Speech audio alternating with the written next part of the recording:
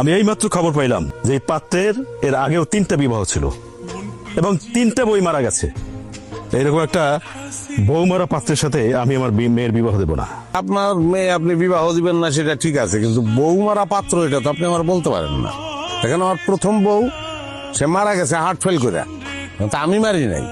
আচ্ছা, আমার দ্বিতীয় বউ মরছে কিডনি ফেল করে, আর তৃতীয় বউ মনে গেছে পানিতে ডুবা। ওই দিন আমি বাচ্চা ছিলাম না যে আপনি কইবেন তো ধাক্কা দিয়ে আমি পানিতে ফেলাই দিয়েছিলাম। তোমার কথা আমি মানলাম, কিন্তু তোমার কপালটা যে বউ মারা কপাল সেইটা তো তুমি অস্বীকার করতে পারবা না। আমি রাজি। এই তোর হুশ আছে? কি কইতেছস তুই? ঠিকই কইতেছে। কিন্তু আমি তো রাজি না। আমি রাজি। এই তুই কি কইতেছস?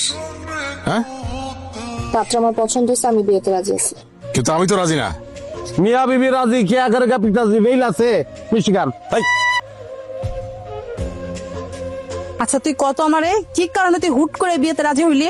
তো যে তুই হুট করে এই বেটার সাথে তো বিয়েতে রাজি হইতে হইলো? কোনো লোক হইলেও মানা যাইতো, কিন্তু এই বেটার তো কয়দিন পর পরে বউ মারা যায়। এই জন্য বিয়ে করতে রাজি হয়েছি, কারণ আমি মরতে চাই, আত্মহত্যা করতে পারবো না। আত্মহত্যা করা মহাপাপ, আমার অত সাহসও নাই। জেনে শুনে আমি বিষ করেছি পান, ওইটার মতে আমি বিয়া করবো যাতে সাপও মরে লাঠিও না ভাই।